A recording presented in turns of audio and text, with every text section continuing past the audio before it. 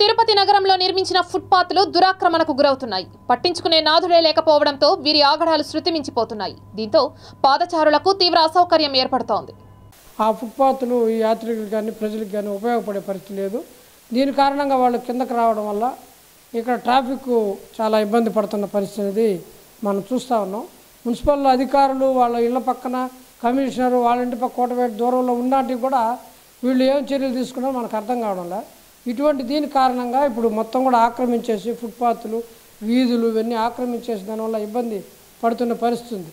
ఈ పోలీసు యంత్రాంగం వాళ్ళు ఈ ఆకర్షణ మీద లేకపోతే చిన్న చిన్న వాళ్ళ మీద పడతారు, కానీ పెద్ద పెద్ద షాపులు ఎస్టాబ్లిష్ చేసుకొని పెద్దవి ఉన్న వాళ్ళ మీద ఏమాత్రం మాట్లాడిన పరిస్థితి. అధికార పార్టీ దీని యొక్క ప్రభావం పలు అనుమానాలు అధికారులు ఎందుకు ఇది చేయడం లేదంటే పలు అనుమానాలు ఈ అధికారులు గమనం ఉండడానికి కార్పొరేటర్లు లేదంటే మేయర్లు వీళ్ళు యొక్క ప్రభావం డిప్యూటీ మేయర్లు వాళ్ళ ప్రభావం ఉందా, లేదంటే అధికారులే వీళ్ళ కమిషన్లు వీటి కోసం అని చెప్పేసి కింద స్థాయి పరిస్థితుల్లో వాళ్ళు చేస్తున్నారని మనకు అర్థం కావట్లేదు.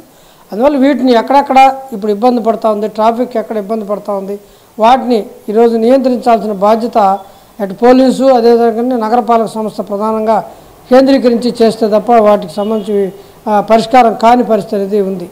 ఆ ఫుట్పాత్ల మీద ఈ తోపుడు బండ్లు అదేవిధంగా ఇతర తినుబండారాలు అమ్మే వాళ్ళంతా కూడా ఆ ఫుట్పాత్ల్ని ఆక్రమించుకునేశారు. ఆ షాపులు ఏదైతే ఉన్నాయో బైపాస్ రోడ్ చుట్టూరు ఆ షాపుల ముందరంతా కూడా కుర్చీలు బెంచీలు ఇవన్నీ కూడా వేసేయడంతో ఆ ఫుట్పాత్ల మీద నడిచిపోవాల్సినటువంటి యాత్రికులు రోడ్డు మీద నడిచి వెళ్తున్నారండి. దీని కారణంగా మనం శ్రీనివాసం ముందర చూసినట్లయితే ఫ్లైఓవర్ ఉంది. ఫ్లైఓవర్ కానుకొని ఫుట్పాత్ చాలా సన్నగా ఉంటుందండి. అక్కడ పాదచారులు శ్రీనివాసం కాంప్లెక్స్ నుంచి బస్టాండ్ పోవాలన్నా, బస్టాండ్ నుంచి వసతి సముదాయాల్లోకి రావాలన్నా, ఆడ హోటల్స్ లోకి వెళ్లాలంటే, రైల్వే స్టేషన్ వెళ్లాలన్నా ఆ ఫుట్పాత్లు చాలా నేరో అయిపోయినాయి. కారణం ఏమంటే ఫుట్పాత్ల మీద బెంచీలు కుర్చీలు అన్ని వేసేసి వ్యాపారాలు చేసుకుంటున్నారు.